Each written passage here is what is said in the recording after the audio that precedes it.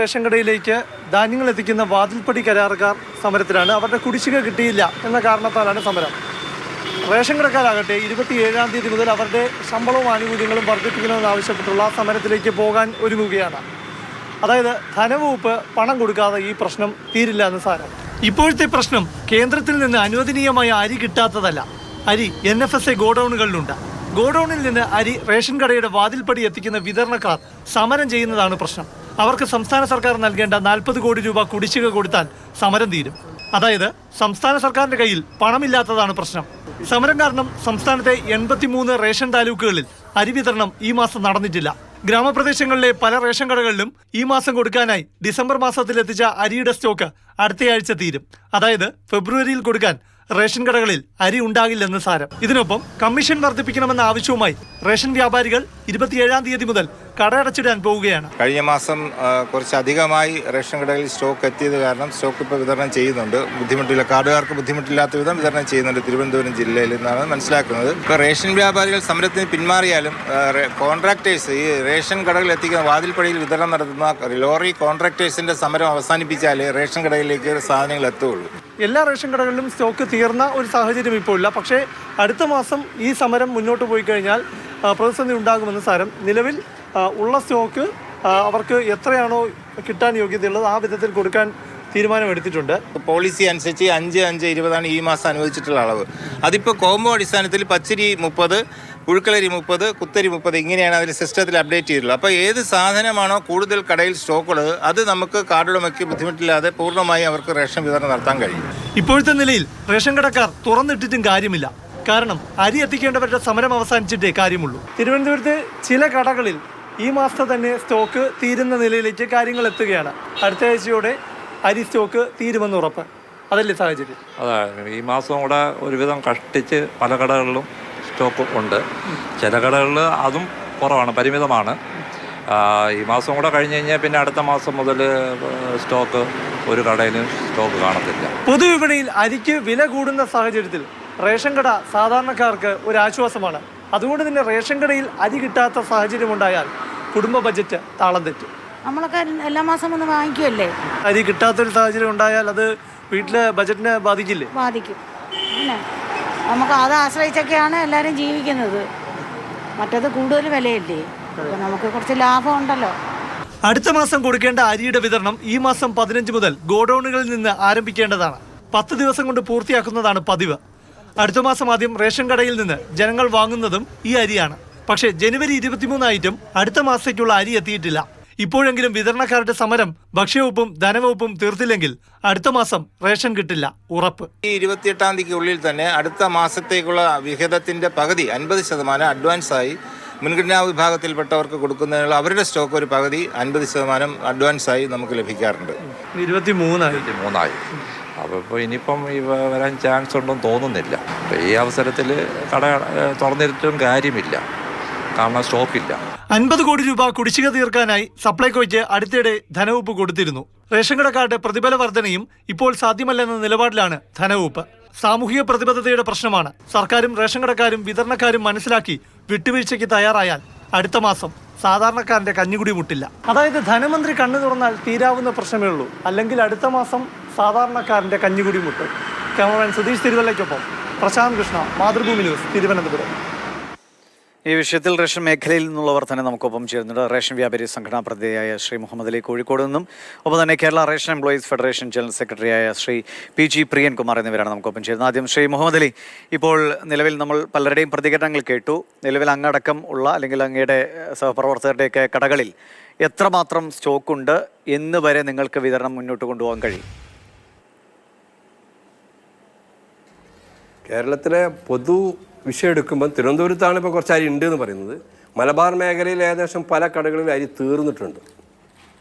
അതാണ് ഞങ്ങൾക്ക് പറയാനുള്ളത്. ഈ വിഷയത്തിൽ ഗവൺമെൻറ് ഒരു നല്ല നിലപാടാണ് എടുക്കേണ്ടത്. ഇത് സാധാരണ ഒരു ലാഘവത്തോടെ കാണേണ്ട വിഷയമാണോ?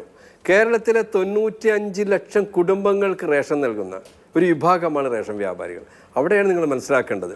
95 ലക്ഷം കേരളത്തിലെ 3.5 കോടി ജനങ്ങൾക്ക് അരി നൽകുന്ന ഈ സംവിധാനം ഇന്ന് അരിയുടെ വില ക്രമാതീതമായി വർദ്ധിക്കുകയാണ്. ഇത് മനസ്സിലാക്കാൻ ബഹുമാനപ്പെട്ട എനിക്ക് പറയാനുള്ളത് ബഹുമാനപ്പെട്ട ധനമന്ത്രിയോടാണ്. ഇന്നലെ ബഹുമാനപ്പെട്ട ഭക്ഷ്യമന്ത്രി ഒരു കാര്യം പറഞ്ഞു, ഞങ്ങൾക്ക് വളരെ വിഷമമുണ്ട്, പറയാതിരിക്കാൻ നിവൃത്തിയില്ല. കേരളത്തിലെ റേഷൻ വ്യാപാരികൾ ഒരു സമരത്തിന് വേണ്ടിയാണോ സമരം ചെയ്യുന്നത്? ഒരു വർഷമായി ഞങ്ങൾ സമരം തുടങ്ങിയിട്ട്. അദ്ദേഹം പറഞ്ഞു, ബഹുമാനപ്പെട്ട ഭക്ഷ്യമന്ത്രി ഒരു കാര്യങ്ങൾ ഞങ്ങൾക്ക് ചെയ്തിട്ടുണ്ട്, ഇല്ല എന്ന് ഞാൻ പറയുന്നില്ല. പക്ഷേ അദ്ദേഹം ഇന്നലെ പറഞ്ഞു 10,000-ഓളം വ്യാപാരികൾക്ക് 30,000 രൂപയോളം വരുമാനമുണ്ട് എന്ന്. അതിൽ ഞങ്ങൾക്ക് വളരെയധികം വിഷമമുണ്ട്. കേരളത്തിൽ 500 കടക്കാർ. അതെ, അദ്ദേഹം പറഞ്ഞ കണക്ക് ഞാൻ പ്രേക്ഷകരുടെ ശ്രദ്ധയിലേക്ക് ഒന്ന് വായിക്കാം. ശ്രീ മുഹമ്മദ് അലി, രാജ്യത്ത് കേരളത്തിലാണ് റേഷൻ വ്യാപാരികൾക്ക് ഏറ്റവും കൂടുതൽ കമ്മീഷൻ ലഭിക്കുന്നത്. 15,000 രൂപയിൽ താഴെ വരുമാനം ലഭിക്കുന്ന വ്യാപാരികൾ 1,125 പേർ മാത്രം. 11,380 വ്യാപാരികൾക്ക് 15,000 മുതൽ 35,000 രൂപ വരെ കമ്മീഷനായി ലഭിക്കുന്നു. 40,000 മുതൽ 80,000 വരെ കിട്ടുന്നവർ 1,336 പേരുണ്ട്. അങ്ങനെയാണ് അദ്ദേഹത്തിന്റെ കണക്ക് പോകുന്നത്. അതായത് വലിയ കുഴപ്പമില്ലാതെ മുന്നോട്ട് പോകുന്ന സംവിധാനം എന്ന് സമർത്ഥിക്കാനാണ് മന്ത്രി ശ്രമിക്കുന്നത്. ഞാൻ ഈ കണക്ക് ഉദ്ധരിച്ചു, എൻ്റെ കയ്യിൽ എൻ്റെ പ്രിൻ്റ് ഉണ്ട്.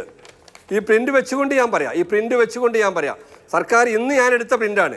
500 കട, അതായത് 5,000 മുതൽ 10,000 വരെ 177 കടകളാണ്. 10,000 മുതൽ 15,000 വരെ 948 കടകളാണ്.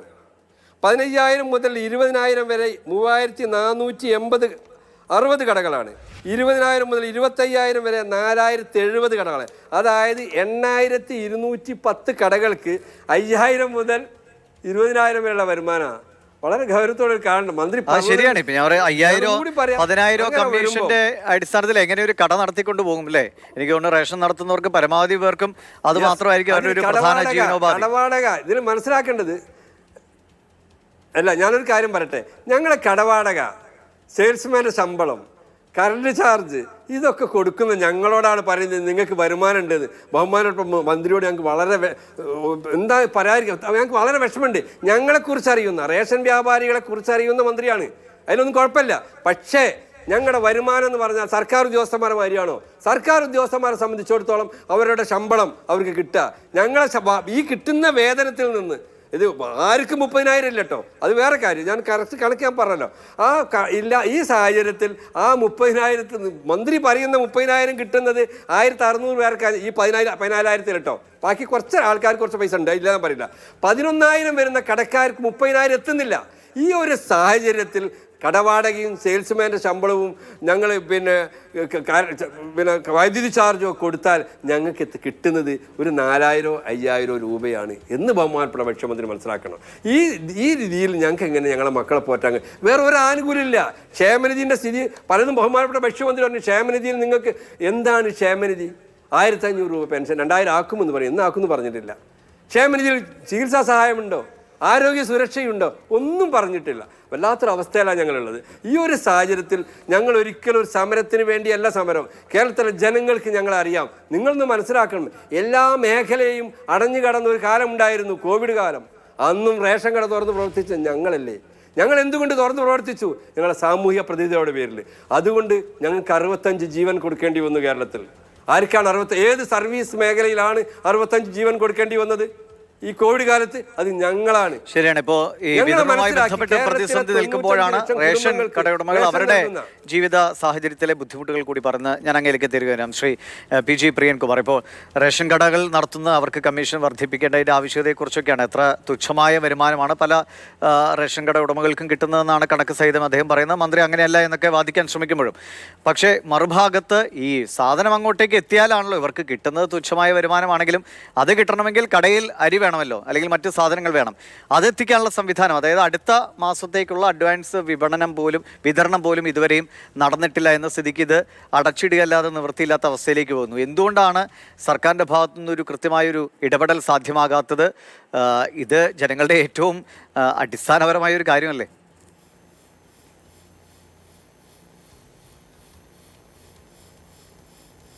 തീർച്ചയായും ഏതൊരു ഗവൺമെന്റ് ആയാലും ആ ഗവൺമെന്റ് ഏറ്റവും പ്രഥമ പരിഗണന കൊടുക്കേണ്ട ഒരു മേഖലയാണ് നമ്മുടെ പൊതുവിതരണ സംവിധാനം. നമുക്ക് എല്ലാവർക്കും അറിയാവുന്നതുപോലെ നമ്മുടെ ഒരു ഉപഭോക്തൃ സംസ്ഥാനം എന്നുള്ള നിലയിൽ ഈ സംസ്ഥാനത്തെ സാധാരണ ജനങ്ങളെ ഏറ്റവും കൂടുതൽ അവരുടെ നിത്യജീവിതത്തിന് ബന്ധപ്പെടുന്ന ഒരു മേഖല പൊതുവിതരണ സംവിധാനത്തിലൂടെ റേഷൻ കടകളാണ് എന്നുള്ളത് നമുക്ക് എല്ലാവർക്കും അറിയാം. അതിലൂടെ ചർച്ച ചെയ്യപ്പെട്ട് കഴിഞ്ഞ ഒരു കാര്യം. അപ്പൊ സ്വാഭാവികമായും റേഷൻ കടകൾ കൃത്യമായി പ്രവർത്തിക്കണമെങ്കിൽ അവിടെ കൃത്യമായി ഭക്ഷ്യധാന്യങ്ങൾ, ഗുണമേന്മയുള്ള ഭക്ഷ്യധാന്യങ്ങൾ കൃത്യമായി വിതരണത്തിനായി എത്തിക്കുക എന്നുള്ളത് സർക്കാരിന്റെ പ്രഥമ കർത്തവ്യമാണ്, കടമയാണ്. ഞാൻ അങ്ങയിലേക്ക് വരാം. അങ്ങയുടെ ശബ്ദത്തിൽ ഒരു വ്യക്തതക്കുറവുണ്ട്, അതുകൊണ്ടാണ് ഒന്നുകൂടി നമുക്ക് കണക്ട് ചെയ്യാം. ഇപ്പോൾ സത്യൻ തലശ്ശേരി എന്ന പ്രേക്ഷകൻ കൂടി ചേരുന്നുണ്ട്. ശ്രീ സത്യൻ, അങ്ങ് ഈ മേഖലയിൽ ജോലി ചെയ്യുന്ന ആളാണോ അതോ ഈ പ്രതിസന്ധിയുടെ ആഴം മനസ്സിലാക്കുന്ന ആളാണോ? അതെ, ജോലി ചെയ്യുന്ന ആളാണ്, റേഷൻ ജോലി ചെയ്യുന്ന ആളാണ്. എന്താണ് അവസ്ഥ, പറയൂ. സാർ, ഇത് ഒരു മാസത്തോളമായി ഈ പ്രശ്നം തുടർന്നുകൊണ്ടിരിക്കുകയാണ്. സാധനമില്ലാത്ത അവസ്ഥയും ഒപ്പം തന്നെ റേഷൻ കടകളുടെ നിങ്ങൾക്ക് കമ്മീഷൻ വർദ്ധിപ്പിക്കണമെന്ന് ആവശ്യം അല്ലേ? രണ്ടും ഒരേപോലെ നിൽക്കുന്നു. ഞാനൊരു തൊഴിലാളിയാണ്, ഈ റേഷൻ പണിയെടുക്കുന്നത്. എങ്ങനെയാണ് ഇപ്പൊ താങ്കൾ ജോലി ചെയ്യുന്ന കടയിൽ ആവശ്യത്തിന് സാധനങ്ങളുണ്ടോ? അടുത്ത മാസത്തേക്കുള്ള സ്റ്റോക്ക് എന്തെങ്കിലും വന്നിട്ടുണ്ടോ? ഇതുവരെ ഉണ്ടായിട്ടില്ല എന്നാണ് അറിയുന്നത്. റേഷൻ ഷോപ്പിലല്ല, ഗോഡൌണിൽ ജോലി ചെയ്യുന്ന ആളാണ്. ഓക്കെ, അപ്പൊ എന്തുകൊണ്ടാണ് ഈ വിതരണക്കാർ അവിടുന്ന് സാധനങ്ങൾ കൊണ്ടുപോകാത്തത്? കോൺട്രാക്ടർമാർക്ക് സർക്കാർ കൊടുക്കേണ്ട പൈസ കൊടുത്തില്ല. കോടികളുടെ കുടിശ്ശികയുള്ളതുകൊണ്ട് മുന്നോട്ട് പോകാൻ കഴിയില്ല എന്ന് അവർ വ്യക്തമാക്കുകയാണ് അല്ലേ? അതെ, അതുകൊണ്ട് ഞങ്ങൾക്കും ജോലിയില്ല. നമ്മളെ ഗോഡൌണിൽ 23 തൊഴിലാളികളുണ്ട്. ഏത് ഗോഡൌണിലാണ് അങ്ങ് വർക്ക് ചെയ്യുന്നത്? ധർമ്മശാല NSF. അപ്പൊ എത്ര ദിവസമായി ഇത് നിലച്ചിട്ട് പൂർണ്ണമായും ഈ വിതരണം ഇല്ലാത്ത അവസ്ഥയായിട്ട്? നമുക്കിപ്പോ ഈ മാസം ഫുള്ളായിട്ട് ജോലി ഉണ്ടായില്ല. ഇല്ല. അതായത് അടുത്ത മാസം ഫെബ്രുവരിയിൽ ഒരു തരത്തിലും ഒരു റേഷൻ കടയിലും ഒരു സാധനവും എത്തില്ല എന്നത് അല്ലേ? ഫെബ്രുവരിയിൽ ഇപ്പം ജനുവരിയിലെ സാധനം കൊടുത്തില്ല, ഇനി ഫെബ്രുവരിയിലെ സാധനം എത്തൂല എന്നാണ് പ്രതീക്ഷിക്കുന്നത്. എന്തെങ്കിലും നിങ്ങൾ ഈ തൊഴിലാളികൾ എന്ന നിലയ്ക്ക് നിങ്ങൾ ഈ വിതരണക്കാരുമായിട്ട് എന്തെങ്കിലും സംസാരിക്കുന്നുണ്ടായോ? ഇല്ല, നമ്മളൊരു ചർച്ചക്കൊന്നും ഉണ്ടായില്ലല്ലോ. നമ്മളെ പൈസ തന്നെ, നമ്മളെ കൂലി തന്നെ തരാൻ പറ്റാത്ത അവസ്ഥയിലാണ് കോൺട്രാക്ടർമാർ നിന്നത്. ശരി. എന്തായാലും വളരെ സങ്കടകരമായ ഒരു അവസ്ഥ തന്നെയാണ്. ഇപ്പോൾ അദ്ദേഹം ഗോഡൌണിൽ ജോലി ചെയ്യുന്ന ആളാണ്. ഈ വിതരണം നിലച്ചോടുകൂടി അവർക്കും പണിയില്ലാതെ അവരുടെയും വരുമാനത്തെ ബാധിച്ചിരിക്കുന്നു. കൊല്ലത്തുനിന്ന് ശ്രീമതി ശോഭ എന്ന പ്രേക്ഷകയുണ്ട്. ശ്രീമതി ശോഭ, പറയൂ, റേഷൻ കടയിലെ പ്രതിസന്ധികൾ ഈ മേഖലയിൽ ജോലി ചെയ്യുന്ന ആളാണോ അതോ സാധാരണഗതിയിൽ സാധാരണ ആളുകളെ പോലെ അവിടെ നിന്ന് അരി വാങ്ങി മുന്നോട്ട് പോകുന്ന ജീവിതം നയിക്കുന്ന ആളുകളാണോ? ഞാന് കൊല്ലത്തിൽ നിന്ന് വിളിക്കാണേ. നമ്മളിപ്പം റേഷൻ കടയിൽ നിന്ന് നമ്മൾ മിക്കത്തക്കന് തന്നെ സാധനം വാങ്ങിക്കുമ്പോഴത്തേക്ക് അവര് ചിലവർക്ക് 10 രൂപ വെച്ച് അരി വാങ്ങിക്കും. അവര് വാങ്ങിച്ചിട്ട് അത് നമ്മളെ നിൽക്കുമ്പോൾ ബംഗാളികളൊക്കെ വരുമ്പോൾ 15 രൂപയ്ക്ക്, നമുക്ക് കറക്റ്റായിട്ട് പച്ചരി ചോദിക്കുമ്പോൾ തിരക്കില്ല. അങ്ങനത്തേക്ക് ഒരു ഇതാണ്. നമുക്കതറിയാം, കള്ളത്തരാണെന്നറിയാം. പിന്നെ നമുക്ക് റോട്ടിൽ നിന്ന് മഴ കൂടാൻ പറ്റത്തില്ലല്ലോ. ഇപ്പൊ അത് തന്നെ നടക്കാത്ത അവസ്ഥയാണ്. ഇനി സാധനമില്ല. ഇപ്പൊ താങ്കൾ പറഞ്ഞത് ഒരു ക്രമക്കേടിനെയാണ് സൂചിപ്പിച്ചത്. ഇനി ആ ക്രമക്കേട് പോലും നടത്താൻ പറ്റാത്ത അവസ്ഥയിലേക്കാണ് കാര്യങ്ങൾ പോകുന്നത്. റേഷൻ കടയിൽ സാധനം എത്തുന്നില്ല. ശരി, കൊല്ലത്തുനിന്ന് ശോഭ എന്ന പ്രേക്ഷയാണ്. അവർ അനുഭവിച്ച ഒരു പ്രതിസന്ധി കൂടി നമ്മളോട് പറഞ്ഞതാണ്. എനിക്ക് തോന്നുന്നു മുഹമ്മദ് അലി അദ്ദേഹത്തിന് ഇതിൽ ഉത്തരം നൽകാനും കഴിയും. ശ്രീ മുഹമ്മദ് അലി, നിങ്ങളുടെ പ്രതിസന്ധികൾ, പ്രശ്നങ്ങളൊക്കെ നമ്മൾ കേൾക്കുന്നുണ്ട്. അതിനിടയിലാണ് ഇപ്പോൾ ആ പ്രേക്ഷകർ പറഞ്ഞതുപോലെ ക്രമക്കേട് അല്ലെങ്കിൽ വിതരണത്തിലൊരു പാളിച്ച കൂടി അവർ ചൂണ്ടിക്കാട്ടുന്നു. അങ്ങനെയുള്ള കാര്യങ്ങൾ തിരുത്തിക്കൂടി മുന്നോട്ട് പോകണമല്ലോ. നമ്മൾ പൊതുവാക്കുന്നില്ല, ചിലയിടങ്ങളിൽ സംഭവിക്കുന്ന കാര്യമായിരിക്കും. പക്ഷേ ഞങ്ങളത് ഒരിക്കലും അംഗീകരിക്കുന്നില്ല. അത് ഒറ്റപ്പെട്ട ഏതെങ്കിലും സംഭവം ഉണ്ട്, അത് ഞങ്ങൾ അംഗീകരിക്കുന്നില്ല. ഒരിക്കലും ഞങ്ങൾ അംഗീകരിക്കുന്നില്ല വിഷയം. ഒരു കാര്യം നിങ്ങളോട് പറയട്ടെ, ഈ വിതരണവുമായി ബന്ധപ്പെട്ട് ഇപ്പൊ അങ്ങ് ആ ഗോഡൌണിലെ ജീവനക്കാരന്റെ വാക്കുകൾ കേട്ട് കാണുമല്ലോ. ഈ വിതരണം പുനഃസ്ഥാപിക്കാൻ എന്ത് ചെയ്യാൻ കഴിയും? ഇല്ലെങ്കിൽ നിങ്ങൾ എന്ന് മുതൽ കട അടയ്ക്കാനുള്ള തീരുമാനത്തിലാണ് ഇപ്പോൾ? ഞങ്ങൾ 27-ാം തീയതി മുതലാണ് കട അടയ്ക്കാൻ തീരുമാനിച്ചത്. വിതരണവുമായി ബന്ധപ്പെട്ട് ഈ വിഷയം തീർക്കേണ്ടത് കേരളത്തിലെ ഭക്ഷ്യവകുപ്പാണ്. ഭക്ഷ്യവകുപ്പിൻ്റെ അടുത്ത് പൈസ ഇല്ല. കേരളത്തിലെ ധനമന്ത്രി കാര്യത്തിൽ ഇടപെടണം. ഞാൻ ചോദിക്കട്ടെ, ആരോഗ്യവകുപ്പും വിദ്യാഭ്യാസ വകുപ്പിനൊക്കെ ഉള്ള ഫണ്ടിൻ്റെ മാതിരി ഏറ്റവും പ്രധാനപ്പെട്ട വകുപ്പല്ലേ കേരളത്തിലെ ഭക്ഷ്യവകുപ്പ്? 95 ലക്ഷം കുടുംബങ്ങൾക്ക് റേഷൻ നൽകുന്ന, നിരന്തരമായി ബന്ധപ്പെടുന്ന ഈ വകുപ്പിനെ ഇങ്ങനെ അവഗണിച്ചാൽ എന്തായിരിക്കും കേരളത്തിലെ സ്ഥിതി? അത് മനസ്സിലാക്കണ്ടേ? അതുകൊണ്ട് ആവശ്യമായ ഫണ്ട് അനുവദിക്കണം. ബഹുമാന്യനായ മുഖ്യമന്ത്രി കാര്യത്തിൽ ഇടപെടണം. എന്നിട്ട് ഈ വിഷയങ്ങൾ തീർക്കണം. ഞങ്ങളുടെ വിഷയം ഞാൻ പറഞ്ഞു കഴിഞ്ഞു. ഞങ്ങൾ ഒരിക്കലും സമരത്തിന് വേണ്ടിയുള്ളൊരു സമരമല്ല, ഞങ്ങൾ ജീവിക്കാൻ വേണ്ടി നിങ്ങൾ 2 കുടുംബമല്ലേ ഒരു റേഷൻ കട കൊണ്ട് ജീവിക്കുന്നത്? തുച്ഛമായ വരുമാനം കൊണ്ട് 2 കുടുംബം, അത് എത്ര കാലമായി? 2018 ഞങ്ങളെ വേതനം പരിഷ്കരിച്ചത്. അന്ന് തന്നെ ബഹുമാനനായ മുഖ്യമന്ത്രി പറഞ്ഞു ഇത് അപര്യാപ്തമാണ്, 6 മാസം കഴിഞ്ഞ് ഞങ്ങൾക്ക് ചർച്ച ചെയ്യാം. ശരിയാണ്. സ്വാഭാവികമായിട്ടും ഇത്രയും വർഷം പിന്നിടുമ്പോൾ ഇന്നത്തെ കാലഘട്ടത്തിനനുസരിച്ചുള്ള മാറ്റം നിങ്ങളുടെ വേതന വ്യവസ്ഥയിലും ആവശ്യമാണ്. ഞാൻ അങ്ങലേക്ക് വരാം. ശ്രീ പ്രിയൻകുമാർ വീണ്ടും ചേരുന്നുണ്ട്. ശബ്ദം വ്യക്തമാണെന്ന് ഞാൻ കരുതുന്നു. ശ്രീ പ്രിയൻ, അങ്ങ് പറഞ്ഞു വന്ന് തുടരാം. ഈ ഒരു പ്രതിസന്ധി, റേഷൻ കട ഉടമകൾ അനുഭവിക്കുന്ന പ്രതിസന്ധി, മറുഭാഗത്ത് ഈ വിതരണം പൂർണ്ണമായും തടസ്സപ്പെട്ടോടുകൂടി കട അടച്ചിടേണ്ട ഒരു സാഹചര്യവും കൂടി. കേൾക്കാം, പറഞ്ഞു. ഞാൻ നേരത്തെ പറഞ്ഞതുപോലെ തന്നെ സർക്കാരിന്റെ പ്രഥമ പരിഗണന കൊടുക്കേണ്ടുന്ന ഒരു മേഖലയാണ് പൊതുവിതരണ സംവിധാനം എന്നത്. കാരണം നമ്മുടെ സംസ്ഥാനത്തെ 10,000-കണക്കിന് വരുന്ന സാധാരണക്കാരായ കുടുംബങ്ങൾ ആശ്രയിക്കുന്നത്, അവരുടെ നിത്യജീവിതത്തിൽ ഏറ്റവും കൂടുതൽ ബന്ധപ്പെടുന്നത് റേഷൻ കടകൾ വഴിയാണ്. റേഷൻ കടകളിലൂടെ കിട്ടുന്ന സബ്സിഡി നിരക്കിൽ കിട്ടുന്ന, സൗജന്യമായി കിട്ടുന്ന ഭക്ഷ്യധാന്യങ്ങളാണ് അവരുടെ നിത്യജീവിതത്തിൽ ഏറ്റവും പ്രധാനപ്പെട്ട ഘടകം.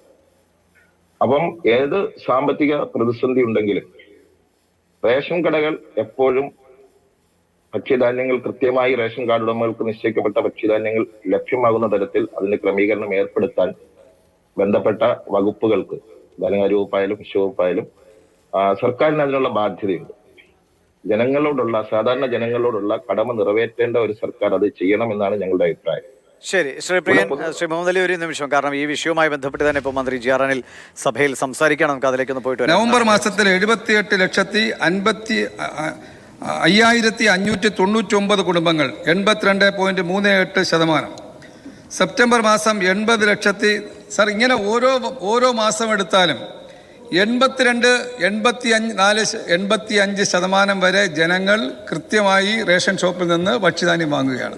സാർ, മുൻഗണനാ കുടുംബങ്ങൾ, BPL കുടുംബങ്ങൾ 98-99% കുടുംബങ്ങൾ കൃത്യമായി റേഷൻ വാങ്ങിപ്പോകുന്ന ഒരു സംവിധാനം കേരളത്തിലുള്ളപ്പോൾ ആ സംവിധാനത്തെ, പൊതുവിതരണ സംവിധാനത്തെ, രാജ്യത്തിന് മാതൃകയായിട്ടുള്ള പൊതുവിതരണ സംവിധാനത്തെ ഈ സഭയിലൂടെ കേരളത്തിലെ ജനങ്ങളുടെ മനസ്സിൽ തെറ്റിദ്ധാരണ പരത്തുന്ന ഈ പ്രസ്താവന സ്ഥിരമായി ഉണ്ടായതുകൊണ്ടാണ് സാർ ഞാൻ സൂചിപ്പിച്ചത്. സാർ, ഒരു കാര്യം ഞാൻ സൂചിപ്പിക്കുകയാണ്. ഈ ഗവൺമെൻറ് കഴിഞ്ഞ 3.5 വർഷത്തിനുള്ളിൽ 4,59,578 കുടുംബങ്ങൾക്ക് മുൻഗണനാ കാർഡ്, BPL സഭയിൽ സംസാരിക്കുന്നത്. ശ്രീ പ്രിയൻ, ഇപ്പോൾ അങ്ങ് കേട്ട് കാണും. അതായത് കൃത്യമായി തന്നെ കാര്യങ്ങളൊക്കെ നടക്കുന്നുവെന്ന് സഭയെ ബോധിപ്പിക്കുകയാണ് മന്ത്രി. പക്ഷേ എന്താണ് യാഥാർത്ഥ്യമെന്നാണ് ഇപ്പോൾ നമ്മൾ പറഞ്ഞുകൊണ്ടിരിക്കുന്നത്. കേരളത്തെ സംബന്ധിച്ചിടത്തോളം പൊതുവിതരണ സംവിധാനം എന്ന് പറഞ്ഞാൽ നമ്മുടെ രാജ്യത്തിലെ ഏറ്റവും പ്രമുഖമായ സംവിധാനമായിട്ട് പോകുന്ന ഒരു സംസ്ഥാനമാണല്ലോ കേരളം. അതിന് ഏറ്റവും കൂടുതൽ പങ്ക് നിർവഹിക്കുന്ന ഒരു വിഭാഗമാണ് ഞങ്ങൾ കേരളത്തിലെ 14,151 വരുന്ന റേഷൻ കട ലൈസൻസികളും അത്രത്തോളം വരുന്ന സെയിൽസ്മാൻമാരും എന്ന വിഭാഗം. ഈ പറഞ്ഞ ബഹുമാനപ്പെട്ട മന്ത്രി ഇപ്പൊ സൂചിപ്പിച്ചതുപോലെ 85%, 90% കാർഡ് ഉടമകൾക്ക്, ഏതാണ്ട് 90 ലക്ഷത്തോളം വരുന്ന കാർഡ് ഉടമകൾക്ക് കൃത്യമായി ഭക്ഷ്യധാന്യങ്ങൾ എത്തിക്കുന്നതിന് ഏറ്റവും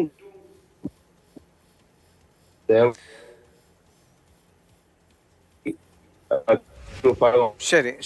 എന്തായാലും നമുക്ക് ഈ ചർച്ചയും അവസാനിപ്പിക്കേണ്ട ഒരു സമയമാകുന്നു. ശ്രീ മുഹമ്മദ് അലി, ഒപ്പം തന്നെ ശ്രീ പ്രിയൻ, വളരെ നന്ദി. ഏറ്റവും പ്രധാനപ്പെട്ട പ്രശ്നങ്ങൾ വിപണനം, പൂർണ്ണമായി റേഷൻ കടകളിലേക്ക് സാധനങ്ങൾ എത്തിക്കുന്ന ആ വിതരണ സംവിധാനം പൂർണ്ണമായും പിൻവലിഞ്ഞു നിൽക്കുന്നു. കാരണം അവർക്ക് കോടികളുടെ, ഏകദേശം 70 കോടിയോളം രൂപയുടെ കുടിശ്ശിക വന്നതിനാൽ ഇനി തങ്ങളുടെ ജോലിയുമായി മുന്നോട്ട് പോകാൻ കഴിയില്ല എന്നാണ് വിതരണക്കാർ അറിയിക്കുന്നത്. അതുകൊണ്ട് തന്നെ അടുത്ത മാസത്തേക്കുള്ള സാധനങ്ങൾ ഒരു കടയിലേക്കും എത്തിയിട്ടില്ല.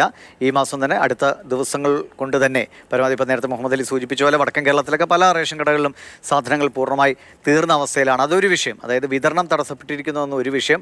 മറ്റൊന്ന്, റേഷൻ കട ഉടമകൾ സമരത്തിലേക്ക് പോകുന്നു. അവർക്ക് അവരുടെ വേതന വ്യവസ്ഥയിൽ കാര്യമായ മാറ്റം അനിവാര്യമാണ് എന്ന ആവശ്യവുമായി അവർ മുന്നോട്ട് പോകുന്നു. പക്ഷേ ഇതിൽ ഇപ്പോൾ മന്ത്രി നിയമസഭയിൽ 80-85% പേർക്ക് കൃത്യമായി ഭക്ഷ്യധാന്യങ്ങൾ എത്തിക്കാൻ കഴിഞ്ഞു തുടങ്ങിയ കാര്യങ്ങളൊക്കെ പറയുന്നുണ്ടെങ്കിലും ഇതിൻ്റെ മറുഭാഗത്ത് ഇങ്ങനെയൊരു ചിത്രമുണ്ട്. അതിൽ കൃത്യമായ ഇടപെടൽ, വിതരണക്കാരുടെ കുടിശ്ശിക തീർക്കാനുള്ള ഇടപെടൽ നടത്തിയില്ലെങ്കിൽ സ്വാഭാവികമായിട്ട് നമ്മൾ 50, 60, 70 ഒക്കെ രൂപയ്ക്ക് 1 കിലോ അരി വാങ്ങേണ്ട സ്ഥിതിയിലേക്ക് പോകും. റേഷൻ കടയിൽ അരിക്ക് വേണ്ടി റേഷൻ കടയെ ആശ്രയിക്കുന്ന ഒരുപാട് ജനങ്ങളുള്ള സംസ്ഥാനമായി കേരളം മാറിയിട്ടുണ്ട് എന്നത് വളരെ പ്രധാനപ്പെട്ട കാര്യമാണ്. നമുക്ക്